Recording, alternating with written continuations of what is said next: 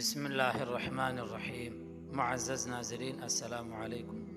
ایک شخص حضرت ابراہیم بن ادہم رحمہ اللہ سے بحث کر رہا تھا کہ برکت نام کی کوئی چیز نہیں ہوتی۔ آپ رحمہ اللہ نے فرمایا، تم نے کتیا اور بکری دیکھی ہے؟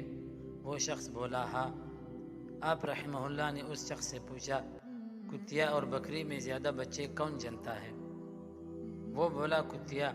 آپ رحمہ اللہ نے فرمایا، تمہیں بکریاں زیادہ نظر آتی ہے یا کتے؟ وہ آدمی بولا بکریاں۔ حضرت ابراہیم بن ادہم فرماتے ہیں، حالانکہ بکریاں ذبح ہوتی ہے مگر پھر بھی کم نہیں ہوتی، تو کیا یہ برکت نہیں ہے؟ اسی کا نام برکت ہے۔ پھر وہ شخص بولا، ایسا کیوں ہے کہ بکریوں میں برکت ہے اور کتوں میں نہیں؟ آپ رحمہ اللہ فرماتے ہیں، بکریاں رات ہوتے ہی فوراً سو جاتی ہے اور فجر سے پہلے اٹھ جاتی ہے، اور یہی نزول رحمت کا وقت ہوتا ہے، لہٰذا ان میں برکت حاصل ہوتی ہے۔ اور کتے رات بھر بھونکتے ہیں پھر فجر کے قریب سو جاتے ہیں، لہٰذا وہ رحمت و برکت سے محروم ہوتے ہیں۔ بس یہ غور و فکر کا مقام ہے۔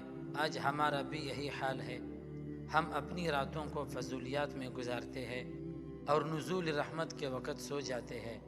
اسی وجہ سے آج نہ تو ہمارے مال میں برکت ہے، نہ ہماری اولاد میں، اور نہ ہی کسی دوسری چیز میں برکت رہ گئی ہے۔ دوستو، اگر ویڈیو اچھی لگی ہو تو ہمارے چینل کو ضرور سبسکرائب کریں۔ جزاک اللہ۔